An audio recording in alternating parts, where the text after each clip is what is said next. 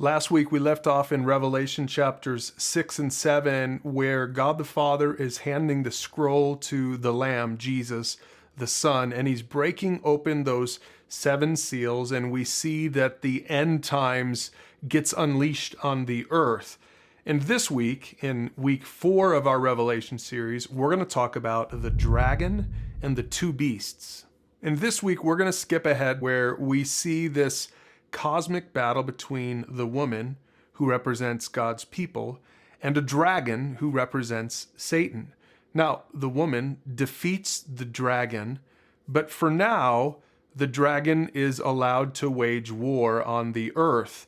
And that's what we're going to see in Revelation chapter 13. This is where we're going to look at the 2 beasts that come up, one out of the sea and one out of the land. Here's what we're going to learn first. Throughout history, Satan has deceived people through counterfeit Christs. The first beast in Revelation is the Antichrist, who will come in the last days. Now, an Antichrist is a powerful figure who is against Christ. And there's not just one final Antichrist. The Bible actually says that there will be many Antichrists in the world. 1 John 2:18, "Dear children," he writes, "the last hour is here.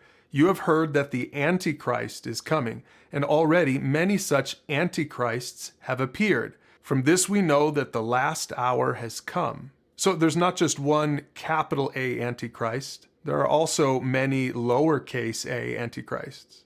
But there's more. Later, John writes this in chapter 4, "If someone claims to be a prophet and does not acknowledge the truth about Jesus, that person is not from God. Such a person has the spirit of the Antichrist, which you heard is coming into the world and indeed is already here." So the spirit of Antichrist is alive and well, probably at your school or at your workplace or in your community. It's anyone who mocks God. It's anyone who mocks God's truth. But when we take a look at Revelation 13, we see the final last days Antichrist. John says, "Then I saw a beast rising up out of the sea. It had 7 heads and 10 horns, with 10 crowns on its horns. And written on each head were names that blasphemed God. And the dragon, Satan, gave the beast, the Antichrist, his own power and throne and great authority." Verse 4, "They worshipped the dragon for giving the beast such power. And they also worshipped the beast. 'Who is as great as the beast?' they exclaimed. 'Who is able to fight against him?'" So the first beast is the Antichrist, who will come in the last days. But there's another beast that we see as we continue to read in Revelation 13. The second beast is a false prophet who will come in the last days to deceive the world and persecute Christians. Verse 11, John writes, "Then I saw another beast come up out of the earth. He had 2 horns like those of a lamb, but he spoke with the voice of a dragon. He exercised all the authority of the first beast, and he required all the earth and its people to worship the first beast." And then verse 14, "With all the miracles that he was allowed to perform on behalf of the first beast, he deceived all the people who belong to this world, and he ordered the people to make a great statue of the first beast." In verse 15, "He was then permitted to give life to this statue so that it could speak, and then the statue of the beast commanded that anyone refusing to worship it must die." Go back and read those verses and you'll see the 2 weapons of Satan that we see throughout the biblical story. Deception on one hand. Satan is always about deceiving and twisting the truth. Think back to Adam and Eve. And persecution on the other hand. So these 2 weapons, deception and persecution, are alive and well in Revelation 13. Then we see something called the mark of the beast. And this is the counterfeit Shema, an oath of allegiance.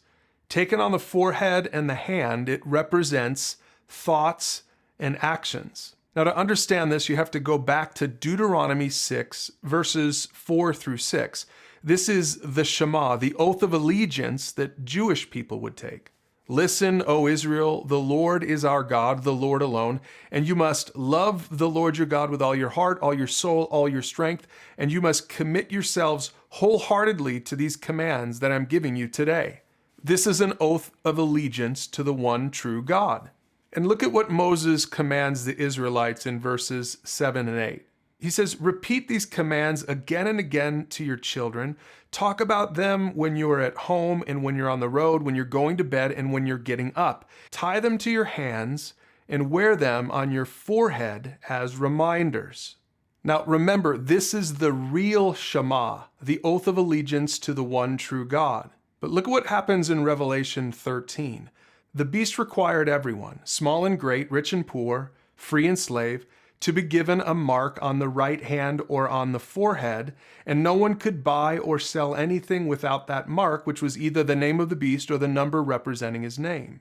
So what happens all the way back in Deuteronomy chapter 6, when God's prophet Moses encourages the people to pledge their allegiance to the one true God and to his ways, we fast forward now to Revelation 13 and we see the false prophet telling the people to take the mark of the beast and pledge their allegiance to Satan, the dragon, and to the Antichrist.